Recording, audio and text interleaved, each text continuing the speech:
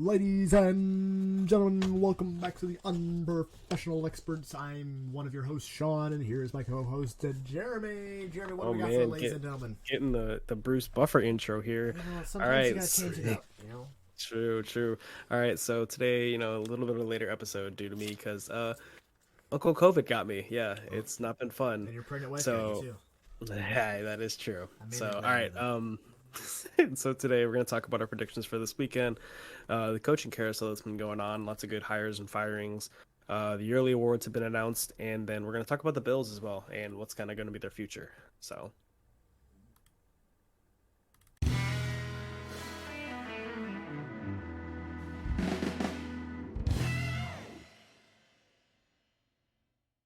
I didn't see. Did your headset fall off? No, it did not fall off this time. It was very. Damn. I'm not gonna lie. I forgot to open up the thing that plays the audio, and so the audio was very. There was a very long, awkward pause there, where there was just nothing going. Hey, that's all right, man. No worries. It's what we do around here.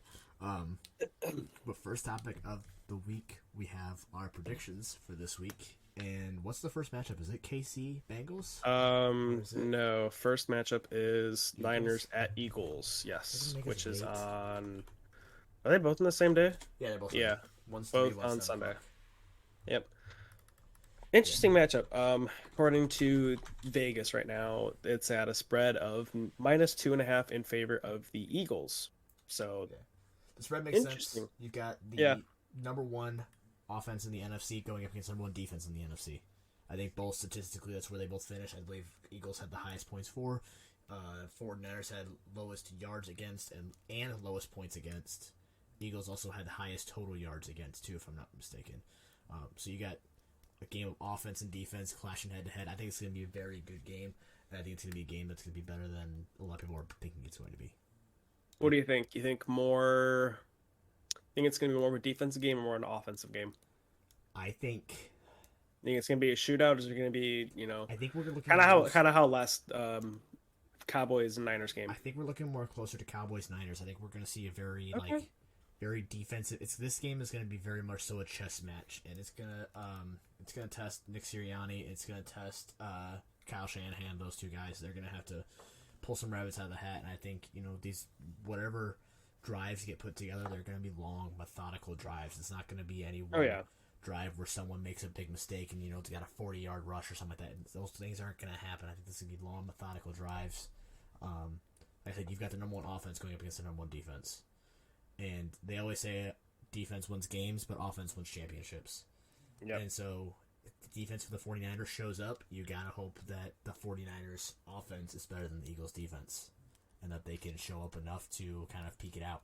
What you looking over there? I see your eyes get real big. Talk to me. Two things. So I have a question about this game for you. I'll ask this first. Mm-hmm. So the over-under right now is set at 46.5. Over or under? Under. You think under 46.5? I think the total points scored.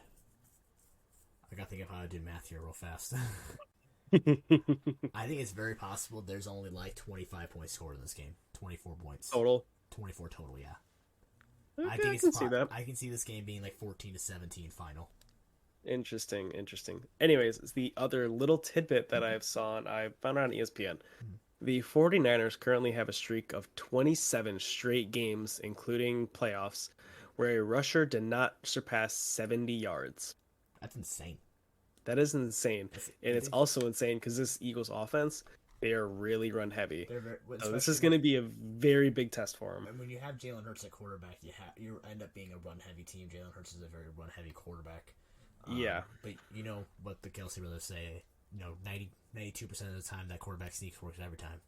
So like no one's been able to stop that quarterback sneak. So if you get them to 3rd and 1, 4th and 1, they're probably going to run that QB sneak, and you got to find a way to stop them. I'm looking through the 49ers opponents here to see if there's been any crazy rushing teams. They had Carolina when they still had CMC earlier in the season. They had the Chargers, which have had a decent running game this year. They had the Bears, which is the game they lost to, actually, believe it or not. Did you say it was an individual player has not ran over 70 yards? Or a team? Let's see. 49er streak of 27 straight games without allowing a rusher to surpass. So a rusher, A single rusher. Okay, that a makes more single sense. rusher. So I was Yes. like, I'm pretty sure the Bears ran As for a team, over. okay, as a team, that's way more impressive. But as a rusher, it's still impressive. Don't get me wrong. I was looking at it because the Bears earlier this year they beat them in that monsoon game, which Mm-hmm. was absolutely amazing. I was on the way to a Cubs game for that game. I wish I could have gone to that game. That would have been great. But the Bears only had 99 rushing yards. This was a Bears team that broke a franchise record for most rushing yards in a season. So this was a very run-heavy Bears team that they held to under 100 yards rushing total.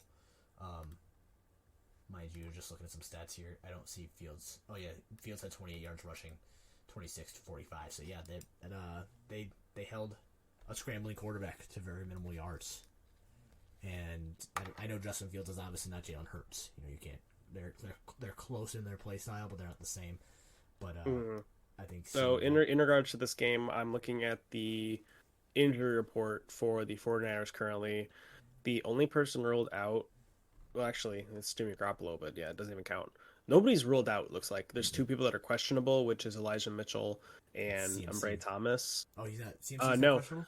CMC was full participation at practice, along with Debo and Charles Amnahu. Okay, so, I'm pretty sure. I thought those three were all. And Trent Williams was full participation. Okay, I thought those three, the last check-in I saw, they did not practice.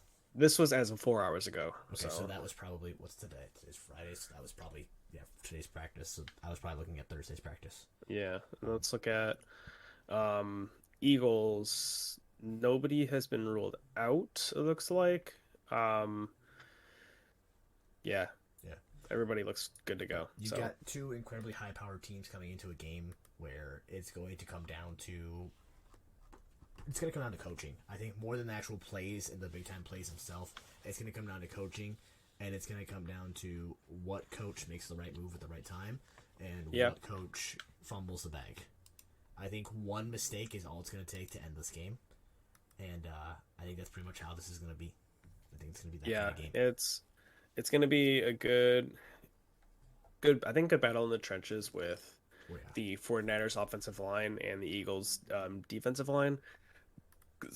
They're going to be, what the fuck? Oh my god.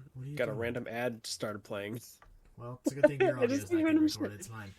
Anyways, yeah, so that battle in the trenches is going to be really good. If the Niners can keep Brock Purdy clean in the pocket, it's going to be, if the 49ers can get the run game going against the Eagles, and the Eagles can stop, the 49ers can stop the run game, which they do very well, then it's going to be a very interesting game. I think if the 49ers, they have to get that run game going. I think that's the biggest thing. If they can get the run game going, it opens up play action, opens up the big shots, and so I think probably to start the game, I'm going to get very bold prediction here. I think the Eagles start off with 5 straight runs to start the game.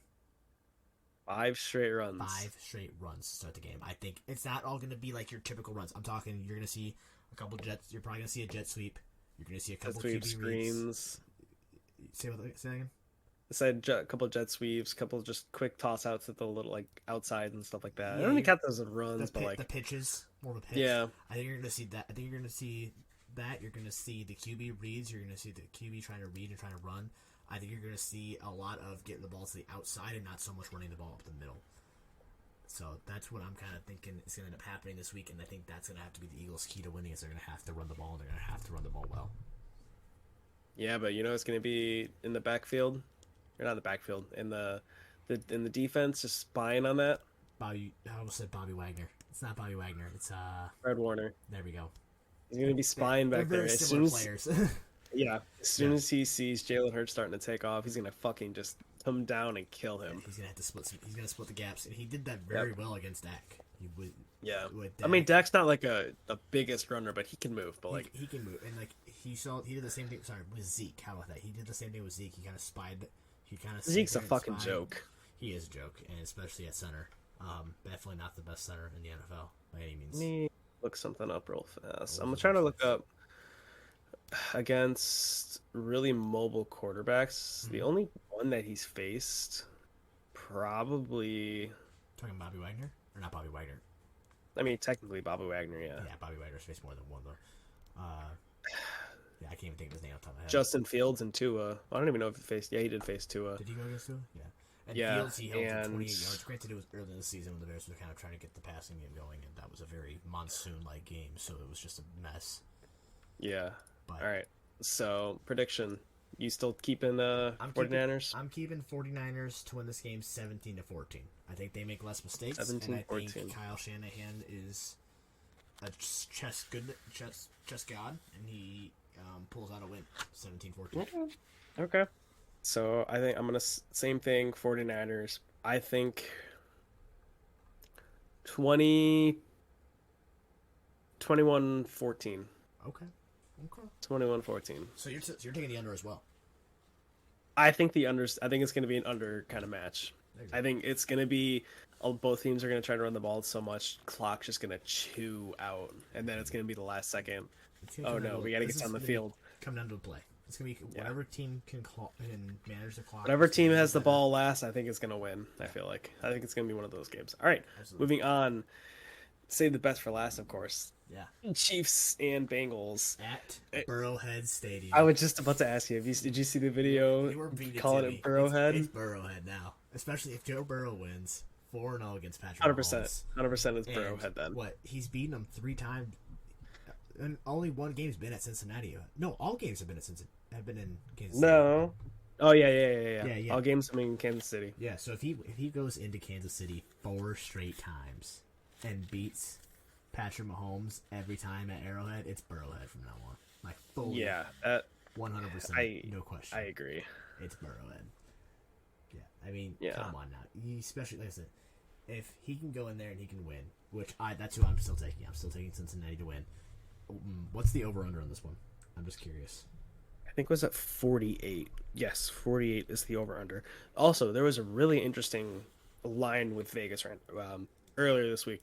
So it had the Chiefs at -1, but or was it? I think it was Chiefs -1, but then they had the Bengals with a better money line odd. It was really, dude. Vegas, I think Vegas doesn't know what to do with this game. I wouldn't right now, this game either.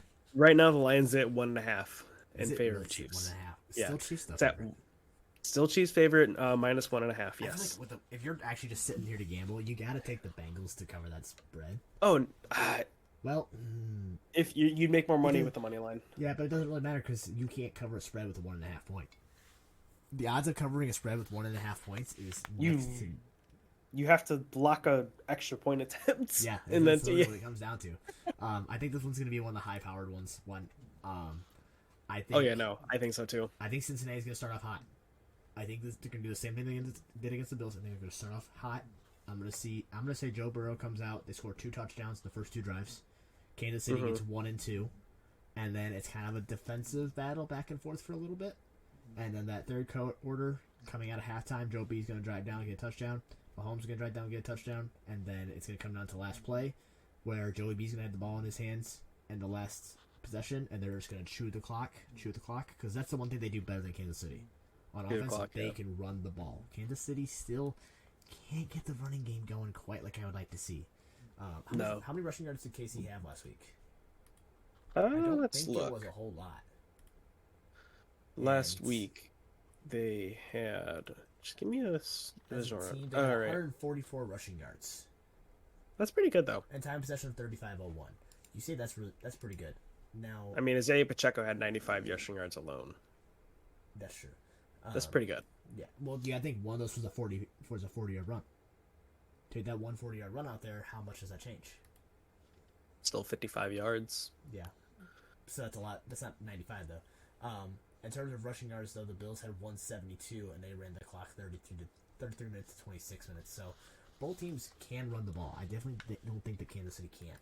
But I think that the Bengals are just more efficient at it, and especially I think they're more efficient in the passing game as well. Yeah. I think in terms of defense, I give it to the Bengals. I think the Bengals have a more complete defense. I think they have the better weapons on offense. And I think Burrowhead is going... Joe Burrow is going to be 4-0 at Burrowhead Stadium. Yeah, I think so too. The only wild card that you have to be careful with this is Travis Kelce, obviously. But here's the thing with Travis Kelce, like we've seen. Also, I love Travis Kelce. Don't get me wrong. not even one of the best tight end in the league right now, without a doubt. Oh, yeah. No question it's asked. And the Jags played him very weirdly. He's definitely one of those guys that you want to get doubled, or you want to get a double sort of like coverage on him. Someone at least kind of spying him almost, and keeping an eye and making sure that he stays in front of you. But Jags didn't do that, and I think if you can lock down Travis Kelce, and you can lock down the run, then they're going to rely on Juju Smith-Schuster, which is not exactly easy to do. They don't have a true wide receiver one. I mean, Juju's probably the closest thing they have to it, but even then, I'd call Juju a 1.5 or a 2. Yeah, they don't have like a Tyreek or like a number Devontae. 2 guy is at this point. Is it Sky Moore? Is that technically their number 2, or is he number 3? No, MVS, Marcus Valdes-Scantling. Yeah, so even then, on most teams, Marcus Valdes-Scantling is probably a number 3, maybe a number 4. Yeah, so their weapons are very thin at weapons, and so I think if you can shut down Travis Kelce and you can disrupt Juju enough and you can stop the running game, I think this is a very winnable game for the Bengals. My advice to the Bengals: do not put Eli Apple on Travis Kelce. You're gonna have a bad time. That's gonna be a bad time. Yeah. I probably wouldn't even put him on Juju. Probably put him on Scantling. I don't know. I don't think you're going to have a good time if you put Eli Apple on Juju. I think Juju's just faster. I don't think he's better. I think he's faster. And I think Mahomes is going to see that. He's going to be like, hey, just go run a streak route for me. Just run straight out. Just keep on going till you hear the whistle. Then you can stop and turn around. But otherwise, you just keep on running. I'm going to get it down there for you. Don't you worry. All right. So let's hear your score prediction. Score prediction. Man, I forgot what I started up. I said Burrow goes down, gets 2 touchdowns. Kansas City gets 1 for 2. I'm gonna go 28-21. Bengals. So you're thinking over's gonna hit? Yeah, I'm thinking over. Okay. 49 points. I think 50 is very possible. I'm thinking. Oh, what was the score? I saw a stat. It was like the last 2. It was all within a field goal. All the games have been within a field goal, I think. The last time they played was 24-27. That's what it was. Let's see what the time was before that. Let me look this up real fast. I'll take 28-31. 28-31, okay. 28-31. Of course, nothing's going to load right now. When I want something to load, it's all going to be like... All right. I think I'm 28-31 favor Bengals. Why did it start with 1968? Give me the most recent one. There we go. Yeah, that's weird. No, Joey B. Wait, what the heck? Man, you don't know what you're doing. I'm confused right now. I can tell. Oh, never mind. The first game was 34-31 Cincinnati, 27-24, and I think this is missing a game because Joey B is 3-0 if I'm not mistaken, right? Yeah, they might not have this the past game this season. No, because they played. I don't know. Either way, I don't remember what the most recent game was.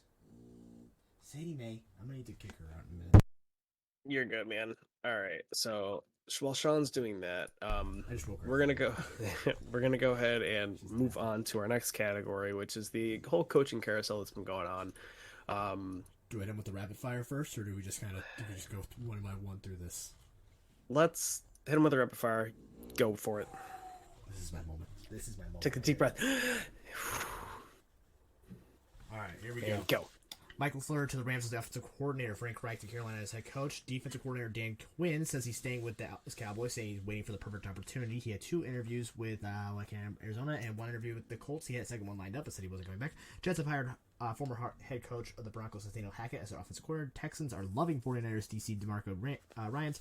Quarterback coach of the Bengals is currently interviewing for the OC of the Bucks. Falcons hire former Saints co-defensive coordinator Ryan Nelson for DC, and then the Falcons hired their co-DC as their DC. Patriots rehire Bill O'Brien as the offensive coordinator / quarterback coach. That's not a coaching thing. Vic Fangio might be returning as Miami, Carolina, Falcons, Eagles, and 49ers are looking at him a lot. I stumbled. I did it. I messed it up. This was my moment, and I failed. Hey, you did your best. That's all right. Again? So, I think they got the gist of it. It's okay. I don't think we're gonna break that down a lot slower because I did say it kind of fast. Well, that's all right. I guess let's hit on some of the big ones first. Obviously, I think the biggest one and most recent, Frank Reich getting hired in Carolina. Yeah, returning to Carolina because he used to play there. Yeah, Yeah. returning to Carolina. It's I saw a joke. I'm gonna make the joke. All right. Frank Reich, I don't know if you know this or not, is a third. He is Frank Reich the third. Carolina. I know what you're Carolina supports the Third Reich. That's all I'm saying. Oh God. I saw it on TikTok and I thought about sending it to you, but I was like, No, I'll wait. I saw I'll wait for this. I saw the same TikTok, not gonna lie. But I think it's gonna be interesting to see what happens because obviously Does this feel like a fallback guy for you? What do you mean, like a fall? Like this is a fallout sort of guy, like a guy that you're bringing in just to kind of like, because Carolina's not going to be good for the next couple of years. They're going through. So you're thinking like take the blame kind of person. Like, this is a fallout. We're gonna hire you. If you don't do bad, we're gonna put all the blame on you. Exactly. If you do bad, this is going to fall back on you. If you do good, then hey, we made a great hire. Good for us. This feels like a very fallback sort of thing. Because I can see that. From what I saw in Indy, especially the last couple of years, Frank just looked lost. Like he didn't quite know what to do. I don't know if that's because the team was put around him, or if it's because of poor coaching, or what it was. He just seemed lost the past couple seasons. I think I can put it on both of those things. The management, like front office, didn't give him the right tools, and he just last like 2 years. Like I don't know if it was just play calling. He just hasn't been there. Like he's been calling some dumb fucking plays. So it'll be interesting to see what he does in Carolina. You know, he's got the at least the top 10 pick. I'm pretty sure. Carolina has pick number 8 or 9. Yes, top 10 pick. Regardless. Something like that. So I'll be curious to see, are they going to jump the Colts and the Texans to get the number 1 overall pick to try and get who they want as their quarterback? It is very possible. They are one of those teams that need a quarterback, and what better way for your franchise to restart? Draft a quarterback right out of college and get your new head coach. So, just for clarity, Carolina has the number 9 overall pick. They have their own second rounder, which means they have the 9th pick in the second round. They have the 49ers second and third round, and then they also have their own 4th round and the 49ers 4th round. And then they have their own. They have draft capital. Yeah, they have draft capital. 3, 4, 5, 6. They have 7 picks, all of them in the first 5 rounds this year. Interesting. Yes. Yeah. I'll be curious to see what happens with the draft. I think that'll sort of tell me if this is a fallback guy or if this is something else or if they actually do believe in the Third Reich. Yeah. I'm sticking with it. I'm sticking with it. Can we say that? I don't know if we can even say that. You've already said it, man. You already put it out in the world. Do I have to bleep it? You've already put it out in the world. I don't know. I'm sorry. Oh, well. We're running with it. I think one of the most surprising ones sort of getting off of Frank Reich is Dan Quinn staying in Cowboys. Especially since he had a second. I don't know. I'm very conflicted because part of me wants to say, okay, teams looked at him and they gave him a second interview, but he kind of had a feeling he wasn't going to get hired, and so he decided to stay on his own merit. Or part of me maybe says maybe he is waiting for the perfect opportunity and realized that it's not with the Colts and it's not with I think it was Arizona. What was the second team he interviewed with? Houston, maybe. Maybe. Or Denver. One of those. But like I don't know, that kind of gives off. You know how for the last couple of years, Chiefs OC Eric Bieniemy has been like, oh, he's the number 1 head coaching position. That kind of gives me those vibes. You know, got into the second interviews, and then recalled his name, saying, you know, hey, I want to stay where I'm at. I like my opportunity, which you can't blame him. He's with the Chiefs, you know, back to back. Yeah. AFC championship games. Like, can't blame him. Especially since this announcement comes after that loss to the 49ers. Yeah. And normally, like, you hate to say it, but sometimes when something like this happens, like, a team falls in love with the possibility of a head coach, and that head coach is still in the playoffs. If they have one bad game, a lot of times the fans kind of start questioning it, and the front office kind of questions it too. You know, I think as a Bears fan, I wish we would have questioned it more back when we hired Matt Nagy. Mm-hmm. After that game with Kansas City that he ended up losing. I feel like the NFL should make a rule saying you can't do your interviews until after, I feel like the postseason, like after the Super Bowl and everything. But then there's going to be people that obviously fired their head coach day after this regular season ends. They're going to be without a head coach for a month and a half. But at the same time, you almost want to get that head coach in quickly because you need someone to get caught up on what your game plan is for the draft. Because you know, I don't know if people realize it. The draft is only 60 days after the end of the season. Roughly, yeah. When is the NFL draft this year? It's usually like the last week April 27th. in April. Yeah. So you're talking, the Super Bowl is actually the 12th, and so you're talking 1, 2, 3, 4, 5, 6 weeks. Oh, 6, 7, 8, 9, 10. 10 weeks. You've got 10 weeks to catch up on an entire year's worth of draft prospects. Get on the same page as the GM and figure it out. Evaluate the team, evaluate what you have. You also have to go through free agency at that same time. So I get exactly why teams are looking for their head coach, and I don't exactly like the whole wait till after the Super Bowl thing. But yeah, I'm not a big fan of that one. But all right. Yeah, so I mean that was a big kind of surprise for me. The Jets hiring former head coach Nathaniel Hackett as their OC. Not a huge surprise, honestly. I think there was a very big rumor that he would be coming back. Same with Bill O'Brien coming back to the Patriots. That wasn't a huge surprise either. Not really, no. Drink some water. Hold on. Hold on. Please hold. Vic Fangio returning. I think this is long overdue. As a Bears fan, I got to see Vic Fangio be the DC of my team for 2 years. And it was one of the best defenses we had in a long time. And as soon as we left, he was awful. We were awful on defense. So I think Vic Fangio getting a job as a DC at least is not surprising at all. He did not do well as a head coach. I think that's because he was never really meant to be a head coach. From the rumors I heard, now granted these were rumors back when he first got hired, he basically told, who's the owner over there in Denver? The Walton family now? No. Or are you talking about the old? The old legendary quarterback. Oh, Come on. God damn it. I feel like an idiot. I gotta look it up. I don't remember the top of my head. Literally can't draft a quarterback. But... God damn it. Unprofessional. We are very unprofessional right now. I don't know why this is not coming to my head right now. I can't even fucking find it. Come on. Are you talking about the owner or are you talking about the GM? I literally have a photo of him right here. John Elway. My goodness. Oh yeah. He essentially had told John Elway he can pick the team entirely. He basically, from what I understood, Vic Fangio essentially sold his soul to be the head coach of the Broncos and didn't care what team was put out there. He just wanted his opportunity to be a head coach. I don't know how true that was, but based on what I saw and how quickly he got pulled, I'm guessing there's probably some truth to it. But I think Vic Fangio is an incredible defensive coordinator, and whatever team ends up getting him, because Eagles and 49ers are also eyeing him in case one of their guys leaves, which it sounds like 49ers DC is probably going to go to Texas. It sounds like no matter what, Texans are probably going to offer him a contract the day after their season's over, from what I've been hearing these past couple hours.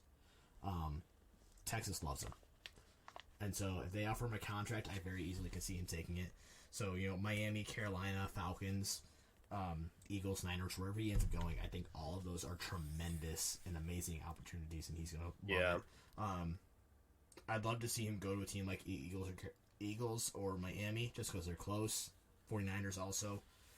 I'd also kind of like to see him go to Carolina, because I saw what Carolina could do, what Frank Reich could do with a good DC, and I think you put Vic Fangio and Frank Reich together, and I don't think you have to worry about that defense at all. I think that defense... they already have a good defense. You look at that face you made tells me exactly all I need to know. As soon as you realize that... I don't know. I'm not going to deny that. Over the span of Frank Reich's term with Indy, we had a good defense. Mm-hmm. And you pair that up with a DC who's already proven to be one of the best in the game. Frank Reich is the reason why the Bears went to that playoff run in 2016. Because our defense was that good. Yeah. So, and I put all the credit on Vic Fangio for that. Did I say Frank Reich earlier, just a minute ago? I don't remember. I'm getting tongue-tied. But, yeah. Let's see. What else is there that we can talk about? The quarterback coach for the Bengals is interviewing for the offensive coordinator of the Bucs. That could be interesting. Speaking of the Bucks, I have been hearing that Miami is a team to watch when it comes to Tom Brady. I saw a TikTok. I don't know if you. I don't know if you I saw did this see one. this one. I did see this one. So it was at a school. It was Tom Brady. It was like caption was Tom Brady's looking for private schools in Florida for his kids. It was and in Miami. Yeah, and in the Miami. kid like straight up asked Tom like, "Hey, you gonna come play for the Dolphins?" And Tom just like didn't acknowledge him at all. Kind of just like turned away and walked away. Tom has been very frustrated. I don't know if you. I think right after we finished the last podcast we did, ESPN broke saying Tom Brady was asked on a show. I can't remember exactly what show it was. If he knew what he was going to do, and Tom Brady said, I think it's the Man-to-Man podcast. No. Either way, it was him, Larry Fitzgerald, and something Gray. Let's go. Let's go. Let's go. There we go. Where he said, if I knew what I was effing going to do, I would have effing done it. So Brady is very frustrated at the moment, and I think he's frustrated because he doesn't know what he's going to do. I mean, he's been in football longer than he's been almost out alive, basically. Like over half of his life has been in football. Yeah. He's done it for the last 4 or 5 years now. I don't think it's that long. Yeah, it's been that long. It's been like 24, 25 years. And for him to... This is the kind of the same situation with Rodgers. He was drafted in 2000. So 23 years. Yeah, he's going into year 24. I was thinking to myself, I'm like, no way he was drafted before I was born. I'm talking about, okay, if you're going to talk about all of football, then we got to include college and he was all the other shit. He's been playing. He's been playing football for his entire life, basically. Literally. And he's going to go from having a set schedule every single day, wake up at this time, go do these drills, then you're off for the day. To you have the entire day to do anything you want. But that's where his Fox deal comes in. Yeah. He's the commentator, going to possibly kick Greg Olson out. I hope he doesn't kick out Greg Olson. Please keep Greg Olson. Please, Fox gods, if you're listening, please keep Greg Olson. They wouldn't. I don't think they'd kick him out. They would just move him to one of the 1 o'clock other games. Please pair Greg Olson up with. You were going to say something. What were you going to say? Mike Tirico. Speaking of Fox. I don't know if I mentioned this in our speed run. Per NFL rumors, there's a 70% chance that Sean Payton returns to Fox. So, especially since I haven't heard anything about Sean Payton getting any second interviews either. We haven't heard anything about Sean Payton in a hot minute. I feel like it's been at least a week or two. And I think the reason why there's that high chance is he hasn't gotten any second interviews. And I think it's because the Saints have an extremely high asking price for him. From the rumors I've heard, it's probably 2 first rounders. I'll say it's multiple firsts from the rumors I've heard, and teams are probably not wanting to pay it, and so they're kind of like, yeah, oh well, we want him, but we don't want to pay 2 first rounders to get a head coach who's already retired once. Okay, you are the GM / owner, whatever, of a team needing a new head coach. Would you pay 2 first rounders for Sean Payton? It's the situation I'm in. If I'm in a situation where I'm absolutely win now, I have Arizona. my team. Arizona? You're the whatever of Arizona. Do you trade 2 first round picks for Arizona Sean Payton? Is the only team I would consider saying yes. They have the quarterback, and like I said, they're close. I would like, with J.J. Watt leaving, you had the option to trade the wide receivers, because I also saw rumors of more receivers possibly leaving Arizona as well. Or one other team, I can't remember which one. But so you can kind of get some of that capital back, and you can kind of rebuild pretty quickly. So Arizona, I think, is the only team I'd probably say yes for. The Colts, I would say no. You guys need that first-round pick to get a quarterback. Oh, yeah. So the Colts, I would say no. Texans, I would say no. You have way too many picks coming up, and then you can get another head coach that will be very suitable and very good, and can be good, and you don't have to give away any of those picks. I don't think he'd want to go to that show anyways. Not just that, but also, you got to think, like I said, he's already retired once. For all you know, he's going to come back for 2 seasons and leave. So it's going to be a team that knows they can win, and they can win very soon. They just need the right man at the helm. Yeah. So I think Arizona's probably the only team that would say yes. Maybe Denver. Denver doesn't have the draft capital. Yeah, that's true. They gave all their freaking first-round picks away. So Denver's out of that question. So I think the only one that I would even consider maybe thinking about saying yes would be Arizona. Yeah.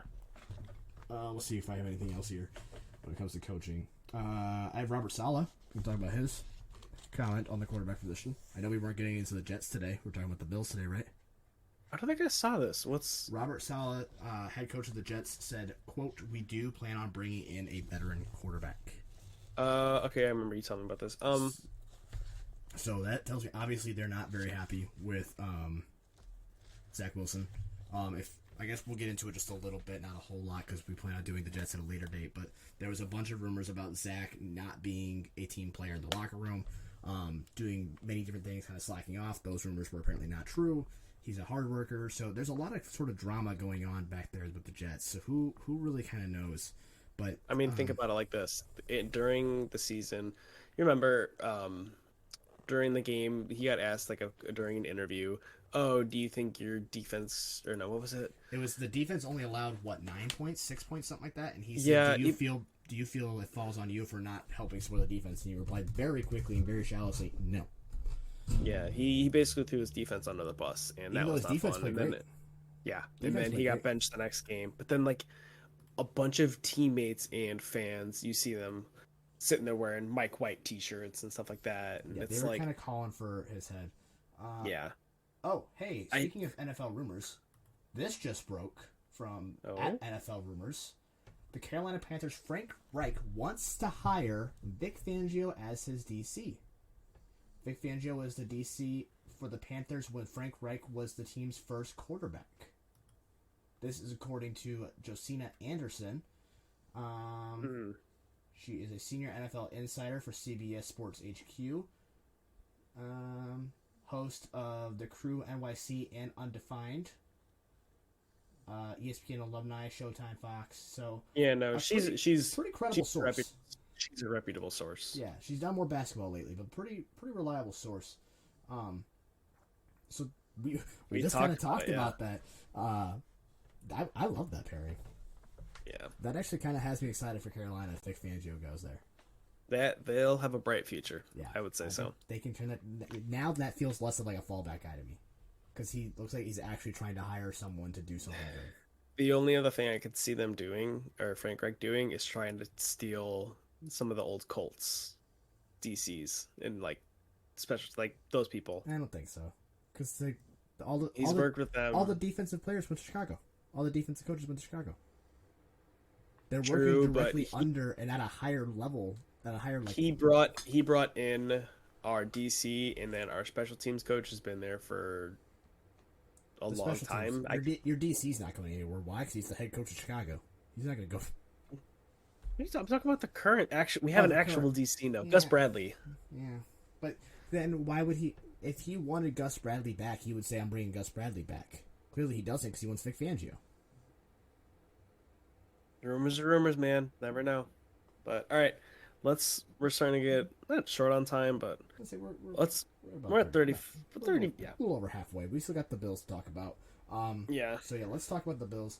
The situation with Stephon Diggs got a little more interesting when Eli Apple took to Twitter. I don't know if you saw all of it or not, but Eli Apple was straight up roasting everybody. Yeah. Let me see if I can find a couple of these tweets so I can say them correctly. I believe to the comment that he, I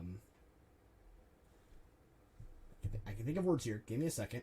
You got this. You got this. Stephon Diggs, when he tweeted out, it's easier to judge based whatever he has said. Eli Apple replied, quote, Cancun on 3. Real fast. Yeah. And speaking about hiring, coaches hiring, another pretty massive one. Jets hiring Nathaniel Hackett as their OC. Yeah, I said that one earlier. Forgot about. Did you? Yeah, I said that wasn't a huge surprise to me.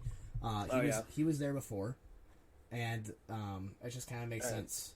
Forget I fucking said that then. All right, back to this. Idiot. Back to Eli Apple roasting Stephon Diggs. So the quote from Stephon Diggs was, "It's easy to criticize my reaction more than the results." And I get, thinking back on it, Eli, obviously, Stephon Diggs is a very emotional player. Eli replies, Cancun on 3 with the emoji where the hands go like this to make the heart. And at first I almost thought it was a little insensitive because you hear 3, and when you associate 3 with the Bills right now, who's the first thing you think of? Yeah. So I thought, and I was like, oh, this is not going to go well. And then I realized, okay, no, it was on 3 break. But he is still actually posting to this day Stephon Diggs did reply to it saying, with the corn emoji, replied clout chasing, where he then retweeted again saying safe travels to Cabo, fam. So Eli Apple, who is not the greatest corner in the league. We've seen him get roasted quite a few times, and I even actually during the game where there was a time he got burned pretty bad, I sent a photo of burnt apples to Jeremy, and I said live photo of Eli Apple. And then Shaq Lawson tweeted at him, "You played a good game, Eli, but disrespecting my boy Hamlin Island's situation." Okay, so this was actually about Damar Hamlin situation. That shit get you beat up for real. Keep it on the field. So the on 3 was actually a reference to the Damar Hamlin situation, where he says, where Eli replies, "A shame you couldn't keep the same energy on the field. Maybe the outcome would have been different. Enjoy Mexico with the homies." So, yeah.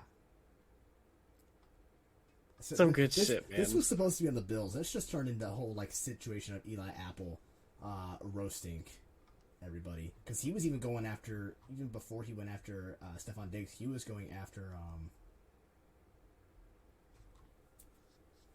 come on, I can't think of names at the moment. Josh Allen. He was retweeting a whole bunch of Josh Allen memes. There's a meme where it says Josh Allen in the bright lights, and it's a kid in school. He pretends to take a snap in the middle of the desk, and he takes 3 steps back, and he falls over, and takes out 3 desks. It's kind of a funny clip. Oh my god. He posted a GIF that says Josh Allen in big games, and it's just a piece of paper on fire. So, yeah, it was a very interesting situation. Like I said, this was supposed to be about the Bills, but we've turned it into Eli Apple. So this is now the Eli Apple segment. Roasting everybody before he probably gets roasted, even though he actually did just post a photo not long ago. He retweeted it. Eli Apple against the Chiefs has apparently allowed 0 receptions, 0 yards, and 0 targets. Meanwhile, Cam Taylor versus the Chiefs has allowed 1 reception and 5 yards on 2 targets. Both of them played 98% of the defensive snaps. That was in the last game they played. So, very great stats from the corners. Would love to see if maybe they can do this.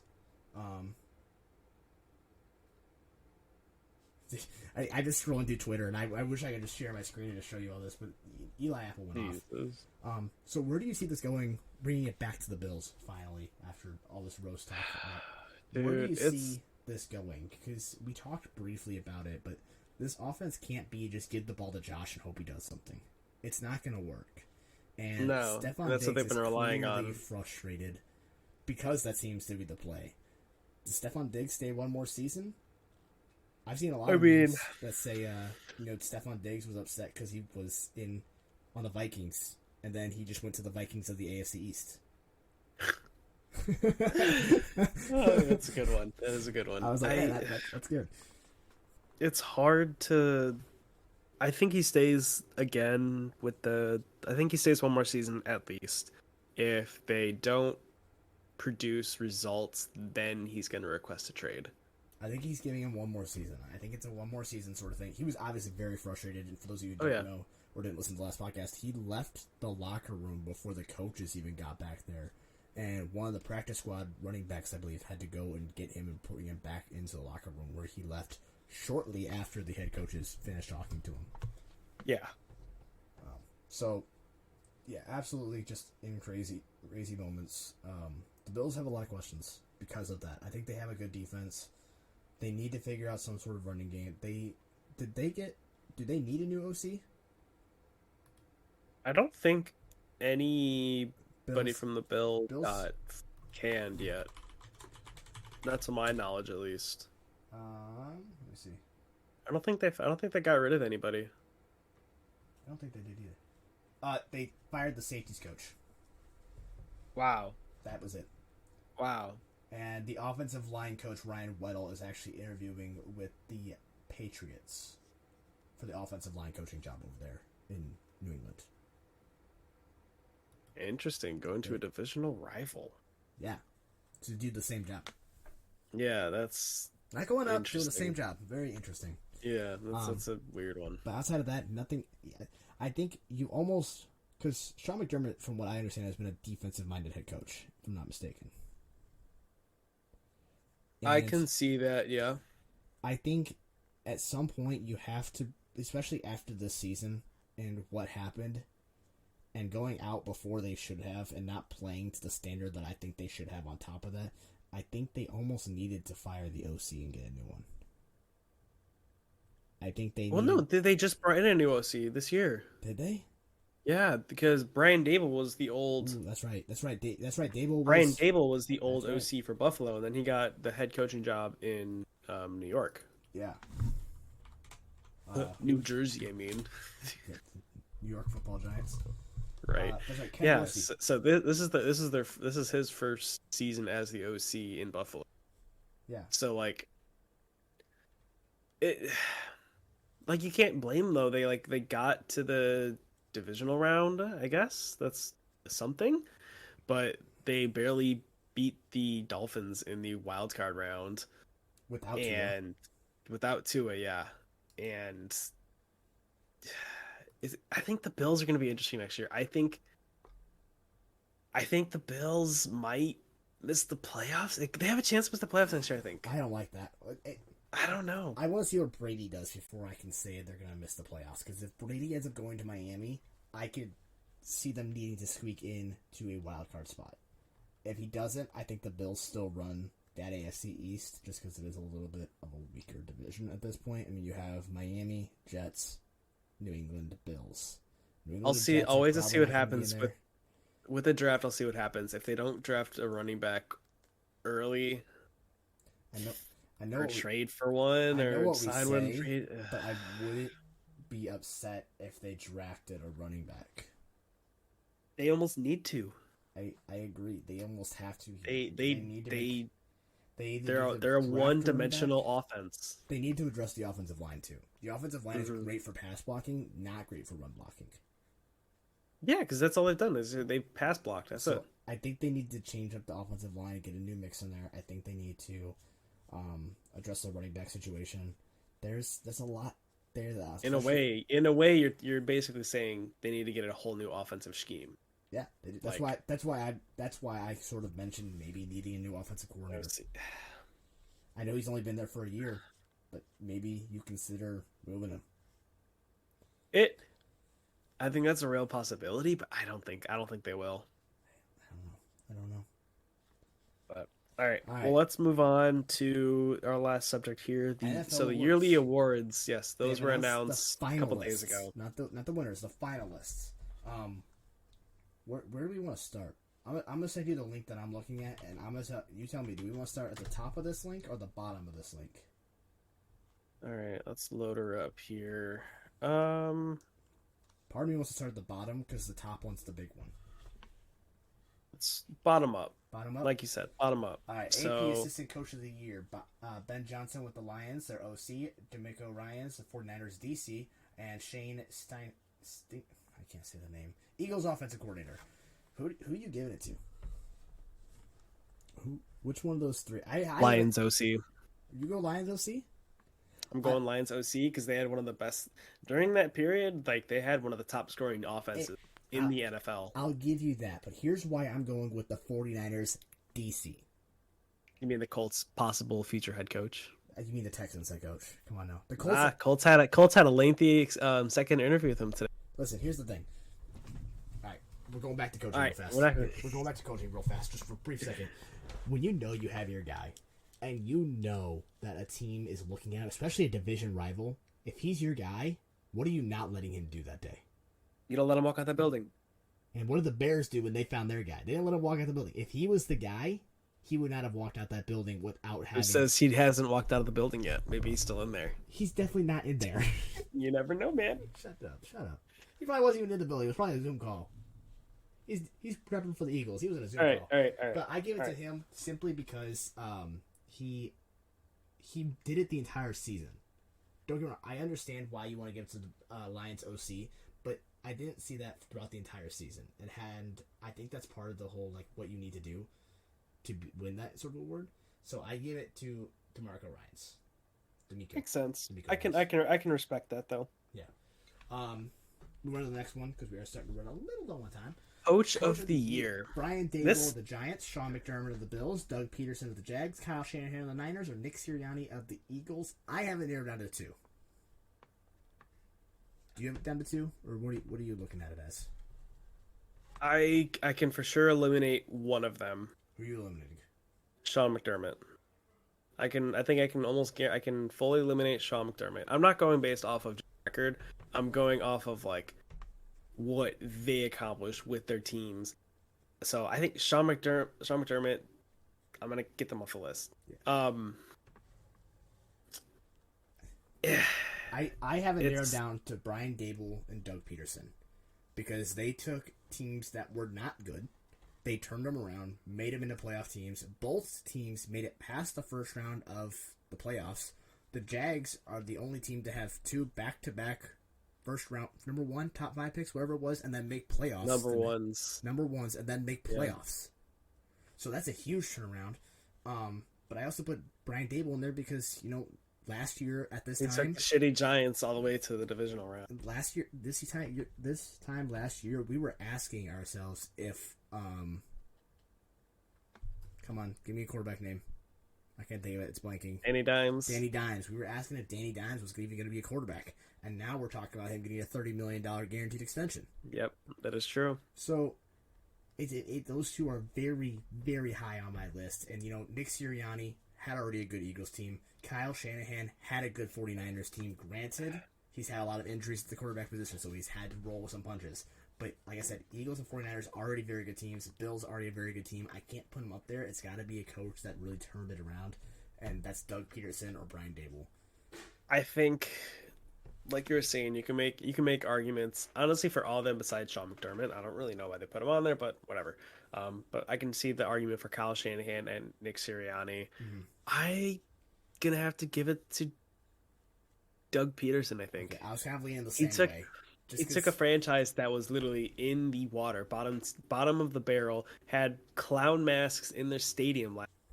Yeah, and selling took out them wild card selling games. out, having a home playoff game. Like that's some coaching of the year shit right there. One of the largest comebacks in playoff history.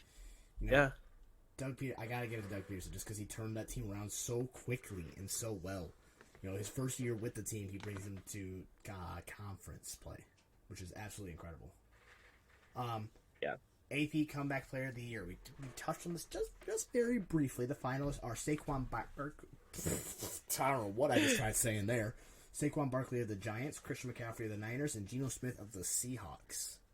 I wasn't even considering Geno Smith as a comeback player, to be honest with you. But it's very intriguing. I mean, that's why he's a comeback player. Nobody was ever thinking about it. Yeah. So I think I stand by what I said earlier in one of our earlier podcasts. I'm giving it to Saquon just because I think he was a part of a team that was never really quite as good. Actually, no, I said never mind. I'm changing. I started thinking about it and I realized no, I said CMC, but I had better arguments for CMC, and I still actually like CMC. I'm retracting what I said. I'm going back with CMC as my comeback player of the year just because he did more. And he started off with a team that was not doing well and still did more. What's your thoughts? I don't know. It's a tough one. Like I think making arguments for I think Geno Smith has a very good chance. I'm not gonna lie. You're putting Geno Smith on that board? I think I'm gonna put Geno Smith on board, but like, it's hard to say like comeback player of the year because like, what are you basing the comeback off of? Are you basing it off of an injury? I think are you basing? Goes by statistics is what it actually goes by. It's going off statistics. I'm looking up Geno Smith's statistics. Last year he only threw 700 passing, like 700 yards, and then 33 before that, 8 like. So they're going off of statistics, and I think I'm gonna go with Geno Smith. I think. You know Geno? I respect. I'm gonna go Geno. I'm gonna go Geno Smith. He came into a situation not a lot of people knew what was gonna happen. A lot of people had them, going terrible and not gonna do anything, and brought them to the playoffs. Yeah. Like, okay. I don't think anybody was expecting the Seahawks to go to the playoffs besides people in Seattle. I don't even think they would. I said, fans were like, "We're just happy to be here." Yeah, so I'm gonna give that to Geno. Okay, I think the only one we've agreed on so far is Doug Peterson. Yeah. I think this might change it right here. This is the easiest of the rookies of the year, in my opinion. Defensive rookie of the year. We have Sauce Gardner, the cornerback with the Jets, Aiden Hutchinson, the defensive end from Detroit, and Tariq Wilson, the cornerback from the Seahawks. I have my pick. He's got a sauce named after him at Buffalo Wild Wings. It's Sauce Gardner. Oh, I want to try that sauce first off, but I think Sauce just had an absolutely incredible year, especially for a rookie. Like, I think he had an incredible year as a player in general. Like, if you told me he was a veteran, been in the league for 5 years, yeah, that's an insane year. You tell me he's a rookie, that's an incredible year. You know, I think he was an All-Pro this year, if I'm not mistaken. If I'm not mistaken, Oscar Gardner was an All-Pro and one of the first ever rookies to be a corner All-Pro. So I think that just kind of tells the story right there. Let me check that, but if he was an All-Pro, that's saying a lot. It's yes, he was named to the AP 2022-2023 NFL All-Pro team. You said first team or second team? Just NFL All-Pro team. It doesn't say which one. Either way, does it matter? He's a rookie. I think I'm gonna have to give it to Sauce. Yeah, I think Aiden Hutchinson's close up there because he came in. I feel like he changed the locker First room team. He was first team. Okay, yeah, I gotta give it to him then. That's hard to do, especially coming in as a rookie. Yeah. But I think I gotta give Aiden Hutchinson. Oh, he's got to get a huge shout out. He had himself a year, came in and took a franchise that was revived that. He revived that Lions defense. He was the heart and soul of it, and just absolutely. He's only gonna get better. Exactly. All right, moving on. Tougher rookie of the year, offensive rookie of the year. Rate him. Oh, all right, Brock Purdy, Kenneth Walker III, and Garrett Wilson. I know who I'm dividing it between. It's between Purdy and Walker in my mind. I'm going with Brock Purdy. Are you going Purdy? I'm going Purdy. I was actually leaning more towards Walker myself. I'm going Purdy. When Seattle went, I can't think of who Seattle's running back main guy is, but he's always been a fantasy beast for me, and I've loved him. When he went down, the offense started running through Kenneth Walker, and as a rookie, that's incredible to do. Brock Purdy, amazing. Don't get me wrong, Mr. Irrelevant. I think he's an amazing story. The reason I can't quite give it to him is because I didn't see enough of him throughout the entire season. I know that sounds super weak, especially at this point, but we're basing this off of seasons, not postseason. Basing it off season play, not postseason play. So I wish I could have seen just a little bit more of Brock Purdy, to be honest with you, in the regular season for me to say yes. But I think, especially with how good the 49ers already were on defense and how good that running game was and the weapons he has, I think he came into the best situation, 100%. Yeah. Okay. Now I'm changing it. You're changing it? Yeah. You made a good point. I think if I can't even say if Brock Purdy played the entire year because what ifs, but like you're saying, and I'm looking at stats right here. Kenneth Walker had himself a season, especially for a rookie to take on that load. He didn't come in until week 5, I don't think. Sorry, dogs are barking right now for Shawn. He's talking. Yeah. So, yeah, I think we're both in agreement here. Kenneth Walker, offensive rookie of the year. So, well, we'll go ahead. I'm gonna hope they stop for a second. I'm pretty sure my girlfriend and mom just got home, so. All right, we'll go fast then. Offensive player of the year, we got Tyreek Hill, Jalen Hurts, Justin Jefferson, and Patrick Mahomes. Justin Jefferson. This isn't a quarterback award. This is more of a receiver running back award. Justin Jefferson had a really, really, really good year as a receiver. Got close to the 2,000 mark, but didn't quite hit it. Yeah. I think he did absolutely incredible. He got close. How many touchdowns did he have? Do you know? Only 7. I'm probably going to side the same way. Justin Jefferson had an absolutely massive year. Incredible. It was insane. Justin Jefferson played incredibly well. I think Tyreek Hill, if this was a duo award, I think it goes to Tyreek Hill and Jalen Waddle. But it's not a duo award. So I think you got to give it to Jefferson.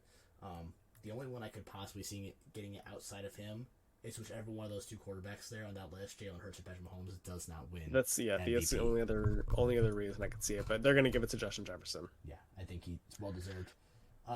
Defensive Player of the Year: 49ers Nick Bosa, Chiefs defensive tackle Chris Jones, and Cowboys linebacker Micah Parsons. I'm giving it to Micah. Yeah, he played the whole season, if I'm not mistaken, right? And yeah, he played the whole season, 13 and a half sacks, and he played some of them with a broken hand or something. Yeah, Bosa. If Nick Bosa played the whole season, I give it to Nick Bosa. Although also, man, I don't know. Maybe I still give it to Nick Bosa because just the impact Nick Bosa has when he's out there versus when he's not out there is just through the roof. Nick Bosa. He had 18 and a half sacks this year. Who, Bosa did? Bosa did. He had 18 and a half sacks? That's what I'm seeing, yeah. Never mind. It's not even a question anymore. I was going to give it to Micah Parsons, and I realized now I hear Nick Bosa had 18 and a half sacks, which is 5 sacks more, and played, 6 less games? Nick Bosa would have broken an NFL record. 3, 4, 5, 6, 7, 8, 9, 10, 11, 12, 13, 14.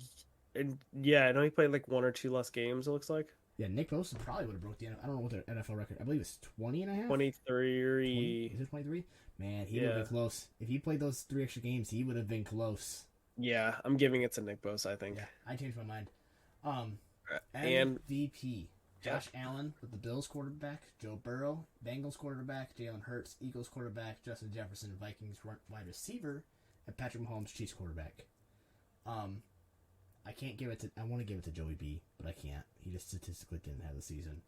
My heart wants Joey B, but my brain says it's Pat Mahomes. It's Mahomes. It's not even close.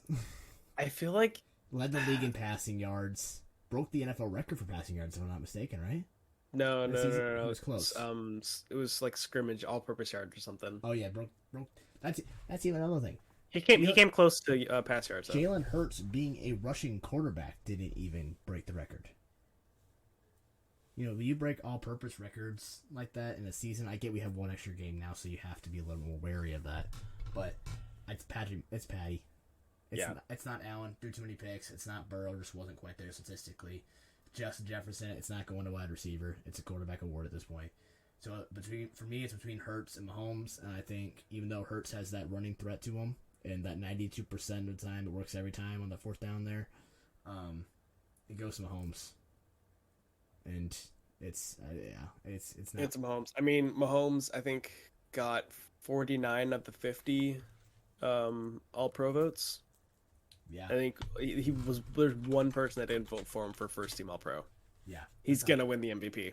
There's no question about it. Yeah, let's see. This season, Mahomes, passing yards, 5,250, 41 touchdowns, 12 INTs, a 105.2 QBR. Yeah, MVP. The entire season. That's not one game, guys. That's the entire season. And love him or hate him, he's the guy at this point. Yes. If you want a comparison, Jalen Hurts, this is, again, passing yards, 3,700 yards, 22 touchdowns, 6 INTs with a 101.5. Yeah. It's completion set percentage is 66.5 to Jalen Hurts, 67.1 to Mahomes. So the only thing that's even close, really, is the completion percentage. But man. Super quick question before we go. Yeah. Will Mahomes have a better legacy than Tom Brady when he... Yeah. Oh. Yeah. You think so? Yeah. I think not because of championships. I don't think he's going to win as many times. I don't think anyone's going to ever win as many as Tom. Tom's won 7, right? I can respect that. Teams don't even have 7. No team has 7 Super Bowl rings. Yeah. So I think in terms of that, however, Tom Brady has 1 MVP? Maybe 2? I think he's got 2. And not Burrow. Wow. Mahomes is 26, and he's about to win his 2nd? Or his 3rd? No. Brady's won it 3 times. Won it 3 times? How many MVPs does Mahomes? Yeah. Does he have Mahomes? If he wins this year, it would be a 2nd. It'd be a 2nd. And he's 20 under 28. Yeah. He's Like 27. He's 27.